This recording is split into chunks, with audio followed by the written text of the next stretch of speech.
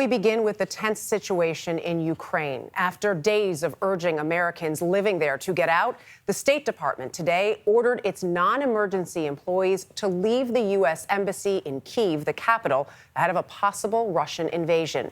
In their strongest directive to date, the Biden administration, the officials there are warning that Russia might attack in a matter of days. CBS News has learned that Russia has at its border stationed with Ukraine most of the forces it needs to launch a full-scale invasion. The U.S. is deploying additional forces to bolster the American military presence in Eastern Europe. President Biden is expected to speak with Russian President Vladimir Putin by phone this morning. Meanwhile, a new CBS News YouGov poll reveals a majority, 53% of Americans, believe the U.S. should stay out of negotiations between Russia and Ukraine. Christina Ruffini begins our coverage at the White House this morning. Christina, good morning. Good morning, Dana. Diplomatic sources tell CBS News that embassy evacuation started overnight, but not all the staff will be leaving the country. Some will be going to a city called Lviv, closer to the Polish border, to provide limited services for Americans who might need them. But the White House is telling all Americans they have less than 24 to 48 hours to get out.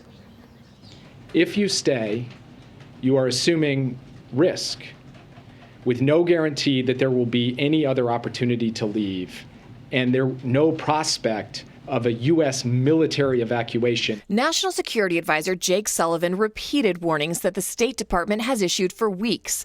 But the message for Americans to leave Ukraine came with a new sense of urgency. We obviously cannot predict the future. We don't know exactly what is going to happen. But the risk is now high enough, and the threat is now immediate enough, that this is what prudence demands. U.S. officials say Russia now has 80% of the forces it will need to launch a full-scale invasion, and the rest are en route. More than 100,000 Russian troops are amassed along Ukraine's borders, to the east in Russia and the north in Belarus. We're in a window when an invasion could begin at any time. And to be clear, that includes during the Olympics.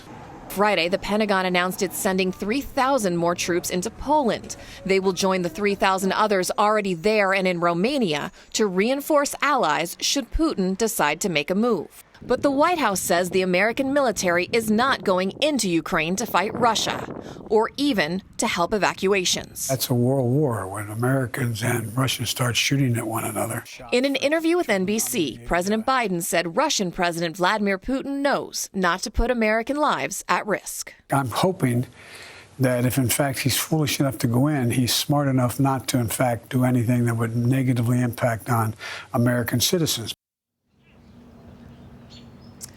Sources tell CBS about 7,000 Americans have registered with the embassy, saying that they're in the country, but there could be as many as 30,000 in Ukraine. However, many of them have family members, business interests, or even homes they may not want to leave. Jeff? Christina, thank you.